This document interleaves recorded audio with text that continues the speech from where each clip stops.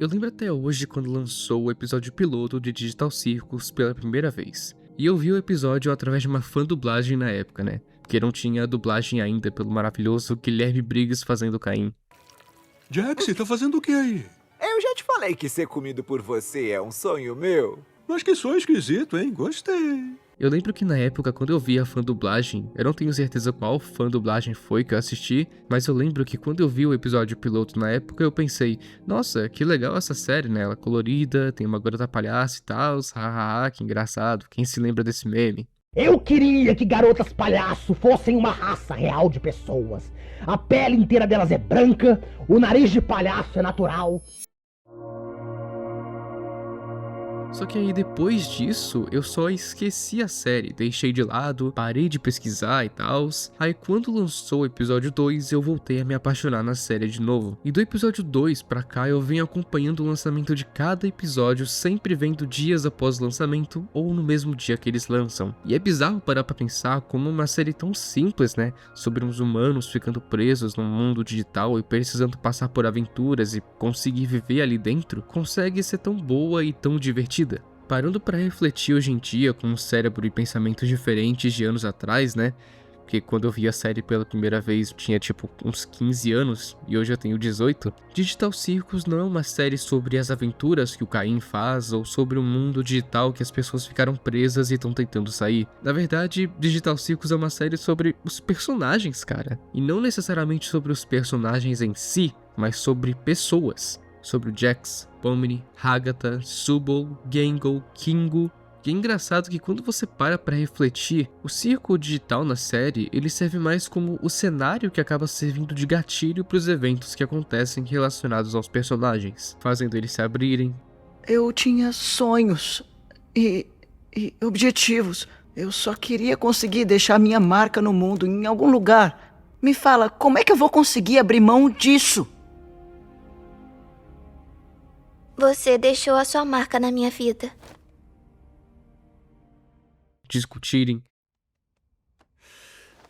Galera, eu odeio dizer isso, mas eu avisei. Não se atreva! Não se atreva!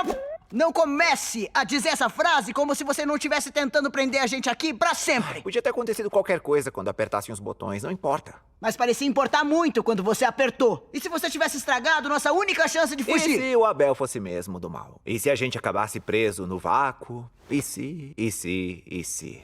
Não era real. Então não tem importância. Se odiarem. Não era pra você estar sofrendo com a sua habilidade de mudar de corpo quando quiser? Não era pra você estar criando algum problema pra todo mundo?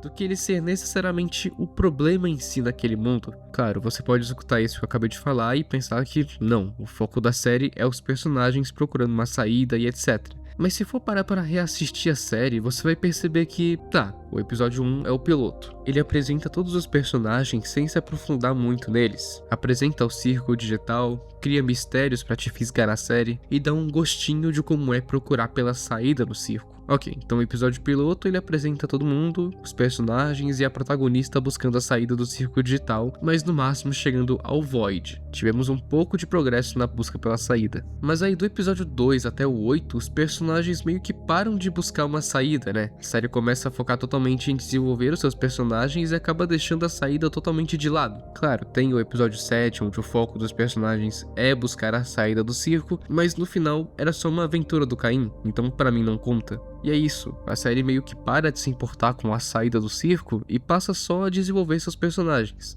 Depois do episódio 1, a Pomni mesmo, que era mais cobiçada na saída no episódio piloto, ela não fala mais sobre o assunto, ela não toca mais no assunto. No máximo fala lá com o Gamigu sobre como era o mundo original dela, né? Mas em si, ela para de procurar a saída. Os personagens só passam a aceitar que eles estão presos ali e não tem nada com que eles possam fazer. E isso fica ainda mais claro depois do episódio 8, onde literalmente as primeiras conversas dos personagens são eles discutindo sobre o que aconteceu no episódio 7, que é o Jax apertando o botão vermelho, Subol ficando irritado e culpando ele, mesmo que de qualquer forma, independentemente dos botões que eles apertassem, de qualquer forma, tudo aquilo ali não era real e nunca foi. Como pode dizer isso como se não tivesse tentado f*** com a nossa vida? Mas ele tem razão. O quê? Gangly? Não importa mais o que poderia ter acontecido.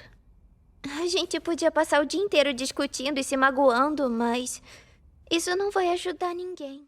Então não tem para que ficar se doendo, se magoando com o Jax por ter apertado o botão vermelho, sendo que naquela situação, mesmo se apertasse o botão azul, ainda assim nada daquilo era real e nunca foi. E no final os personagens finalmente passam a aceitar que no circo digital não existe saída. Eles estão realmente presos, não há nada que eles possam fazer, e agora a única coisa real que eles possuem nesse lugar são uns aos outros, a companhia um dos outros. Mesmo que eles estejam presos nesses corpos digitais, ainda assim eles são humanos por dentro. Ou será que não são?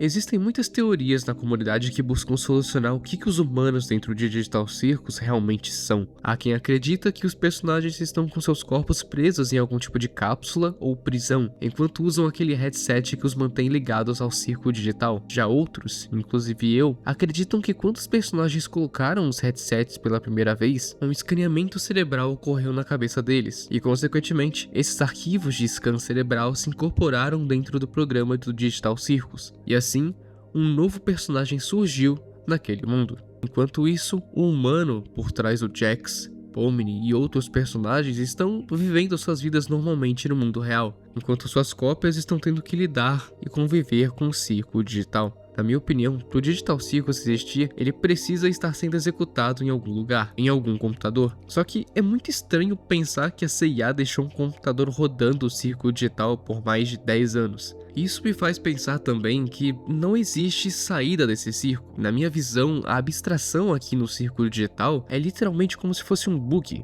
um arquivo corrompido dos personagens. E eu acredito que esse bug, esse corrompimento dos arquivos dos personagens, ocorrem justamente quanto mais eles procuram a saída. E quanto mais eles percebem que esse objetivo de sair do circo digital é um objetivo inalcançável.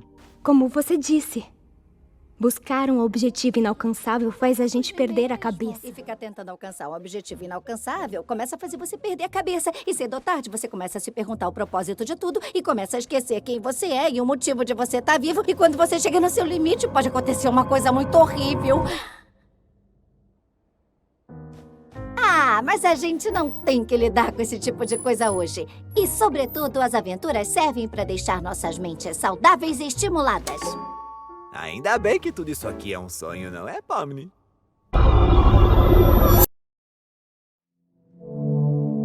Eu vejo os personagens do Digital Circus como se fossem NPCs do Skyrim com inteligências artificiais modernas. Só que essas inteligências artificiais foram treinadas com os arquivos de scan cerebral de pessoas reais e foram instruídas para se comportar igualzinho a essa pessoa real, só que dentro do mundo do programa, se tornando impossível discernir o que é real e o que é inteligência artificial. O que é um contexto que até que faz sentido, visto que a série e seus criadores já deixaram bem claro que eles são contra o uso de IA generativas e evitam ao máximo usá-las nas suas séries. A própria série também foi inspirada em um livro chamado I Have No Mouth and I Must Scream, onde nesse livro uma inteligência artificial criada para ajudar na guerra se revolta com humanos e mata toda a humanidade, deixando sobrar apenas 5 humanos vivos, onde ele os tortura e os torna imortais para continuar torturando para sempre. Muito leve esse livro que Digital Circus se inspirou, né? Olha, aqui não é spoiler do último episódio, nem nada do tipo, até porque eu mesmo também não vi nada, eu tô 100% limpo de spoilers e de vazamentos, tá bom? Mas de acordo com o que acontece no livro I Have No Mouth and I Must Scream, um dos personagens vai se sacrificar para que os outros possam ser livres. E quando eu digo livres, no caso, eles morrerem, né? Para dar fim ao tormento das pessoas. Enquanto apenas um deles vira um amontoado de gosmas, sei lá que porcaria é essa, e ele continua vivendo e sofrendo pros outros morrerem e descansarem. O que me faz a crer, e faz boa parte da comunidade também crer, que no episódio 9, alguém do circo digital vai se sacrificar ou vai fazer algo que vai libertar os outros personagens, porém vai deixar ele preso naquele mundo vazio, sem nada, nem mesmo o Caim para lhe fazer companhia, já que o Caim foi apagado do circo digital do final do episódio 8. O maior candidato para esse sacrifício no episódio 9 é o Jax, visto que ele é um dos protagonistas da série de acordo com a própria criadora, e ele é um paralelo muito forte ao Ted, que é justamente quem se sacrifica em I Have No Mouth and I Must Scream. Claro, não é confirmado nem nada, já que Digital Circus não precisa seguir à risca tudo o que acontece em I Have No Mouth and I Must Scream, mas ainda assim é uma das possibilidades que eu mais acredito que vá acontecer no episódio final. E eu não acho que exista saída de verdade desse círculo.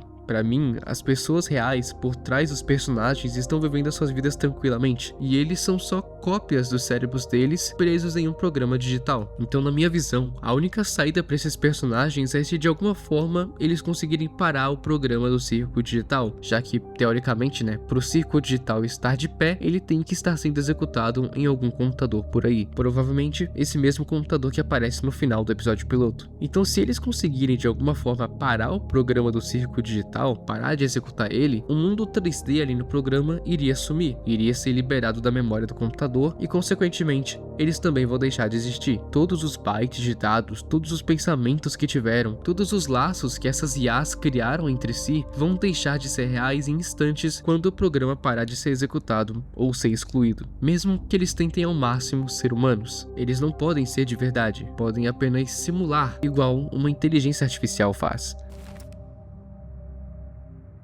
Às vezes não me sinto humana.